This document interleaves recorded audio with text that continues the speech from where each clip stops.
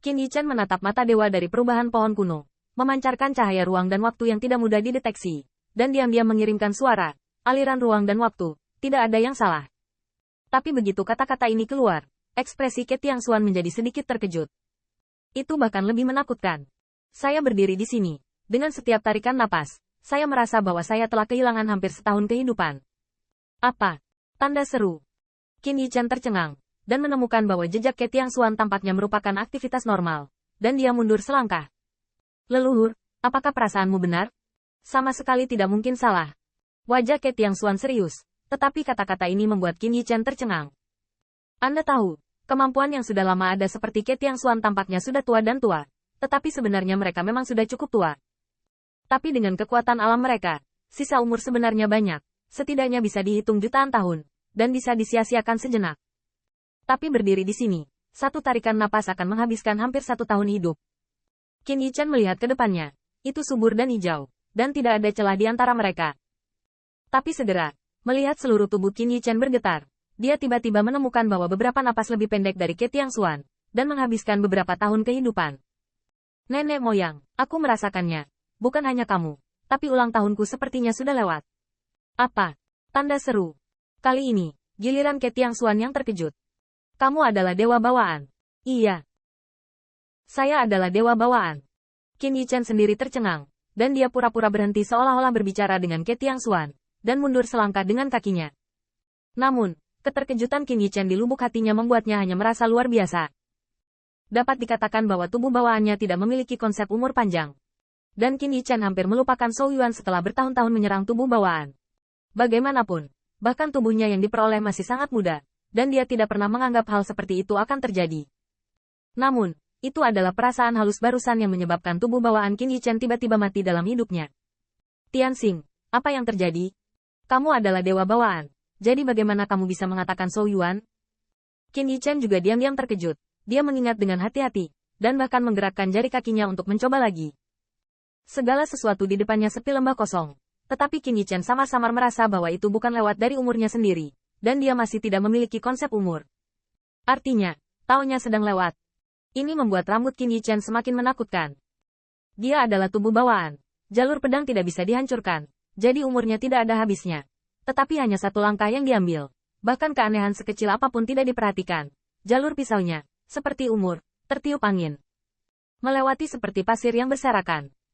Ke Tiangxuan dan Qin Yichen berdiri berdampingan. Keduanya bisa melihat keterkejutan di mata satu sama lain. Tetapi pada saat ini, mereka mendengar minuman dingin Wei Yuanxiang tidak jauh. Pohon Dewa Liu Yu. Buah suci giok suci yang dihasilkan oleh pohon suci giok suci memiliki efek magis penyembuhan daging dan darah serta mematahkan tulang. Dan itu adalah pilihan terbaik untuk penyembuhan. Dan selama kekuatan ilahi penuh, hasil dari pohon buah Liu Yu sangat tinggi. Dan mata Wei Yuanxiang tiba-tiba berkedip setelah mendengar ini. Pohon suci semacam ini tidak bisa jatuh ke tangan anti pencuri. Bayangan ilahi Wei Yuanxiang berkedip-kedip, tentu saja. Dia juga orang yang kuat dari pesta terkenal. Pohon ilahi, baginya jauh dari harta karun. Tapi yang diperjuangkan Wei Yuansang bukanlah pohon suci, tapi nafas. Kemarahan yang berulang kali tersinggung oleh kekacauan kecil itu. Bayangan ilahi Wei Yuanxiang berkedip-kedip, tetapi pemetik bintang lebih berhati-hati. Tiba-tiba mengangkat telapak tangannya dan berteriak, hati-hati. Namun, pengingat dari pemilih bintang adalah langkah yang lebih lambat. Qin Yichen memiliki aritmatika mental dan tidak disengaja. Dan tiba-tiba menginjak tanah dan mendorong telapak tangannya secara horizontal, hanya untuk melihat sosok Wei Yuanxiang tiba-tiba menghilang. Ini adalah. Detik berikutnya, saya melihat raungan Wei Yuanxiang dari jarak ribuan mil. Sumpit kecil, tantang kau untuk menyindirku. Tanda seru. Tanda seru. Tidak, perasaan ini, ulang tahun orang tua itu. Wei Yuanxiang juga bereaksi tiba-tiba, berseru dan marah. Yang terpenting adalah umur panjangnya tidak seperti Ke Tiangxuan. Hanya beberapa napas telah berlalu selama beberapa tahun, tetapi cepat dan mengerikan. Bayangan ilahi Wei Yuanxiang berkedip-kedip, dan jarak 1000 mil tidak lebih dari pergerakan baginya. Tetapi bagaimana Qin Yichen bisa membiarkannya pergi dengan begitu mudah? Dan, di mana bisa menemukan pencari jalan yang bagus?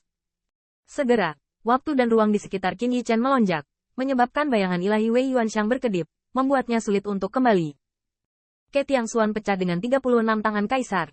Telapak tangan Dao Dao Shen menamparkan ke arah oasis di depan, membuat Wei Yuanxiang harus melawan. Apa yang terjadi? Meskipun King of Star Reaching tidak memperhatikan keanehan, setidaknya dia bisa merasakan bahwa ini adalah anti pencuri kaisar Ke Diyin Wei Yuan. Segera, para raja penangkap bintang melakukan serangan yang kejam, dan kekuatan ilahi mereka meledak, sangat menakutkan. Qin Yichen mengeluarkan artefak Kaisar Bihai. Gelombang kemarahan melonjak, dan ada juga naga air. Untuk sementara waktu, ada ketidaksepakatan, dan pertempuran dimulai. Kekuatan ilahi menyapu segala arah, dan pohon kuno yang sebelumnya disebut oleh Ke Tiangxuan sebagai pohon suci giok laurel hancur menjadi bubuk dalam sekejap. Hanya dalam beberapa napas, kekuatan supernatural yang tak terhitung jumlahnya telah meledak dari kedua tangan, dan sampai saat ini, Wei Yuanxiang tampak malu. Seolah-olah ada binatang buas tak tertandingi mengejarnya, dia melarikan diri kembali dengan panik. Mundur cepat! Mundur cepat! Ada keanehan di depan. Setelah melihat kerumunan, Raja Pencapai Bintang melambaikan angin bintang kental, memaksa leluhur kedua Kaisar Ke keluar, meraih Wei Yuanxiang, dan berkedip ke tempat lain. Selain itu, Raja yang memilih bintang cukup berhati-hati, bukannya bergerak maju, tetapi berkedip mundur. Saya belum tua, ada apa? Bintang Piker memandang Wei Yuanxiang dan menemukan bahwa dia tidak terluka. Meskipun dia dibombardir oleh 36 Kaisar Ke Tiangxuan, bagaimana mungkin Wei Yuanxiang tidak melawan? Hanya saja Wei Yuanxiang tampak seperti hantu, melihat ke tempat di mana dia berada ribuan mil sebelumnya, mengaduk-aduk tenggorokannya, dan menenangkan pikirannya untuk sementara waktu. Kamu tidak merasakannya, ulang tahunku, umur panjangku. Setelah mendung selama beberapa saat, umurnya telah hilang selama 10.000 tahun. Star Reaching Kings juga menarik napas dalam-dalam, dan kemudian dengan cermat mengamati tanda-tanda vital Wei Yuanxiang, sepertinya mereka benar-benar lebih tua dari sebelumnya.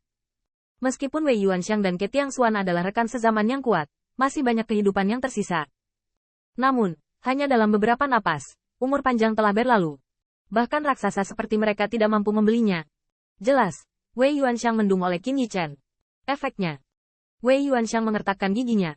Wan Lianshou Yuan bisa menahannya, dan bahkan membiarkan dia mencegat dan membunuh Qin Yichen untuk mendapatkan hadiah dari pembangkit tenaga listrik yang sebanding dengan alam kaisar, dan biarkan dia bertahan 100.000 tahun selama 1 juta tahun. Namun, dibayangi oleh Qin Yichen, bagaimana dia bisa mentolerir ini? Tanda seru. Kekacauan kecil ini, jangan bicara tentang seni bela diri. Kekuatan besar sedang mengawasi Wei Yuanxiang, dan mereka menatap Qin Yichen dengan dingin. Pada saat ini, Putri Wenxing tampaknya tidak tahu apa yang terjadi, dan dia melihat ketidaksepakatan, seolah-olah dia mulai berjuang untuk pohon suci. Dan yang disebut pohon giok suci itu telah lama dihancurkan menjadi bubuk.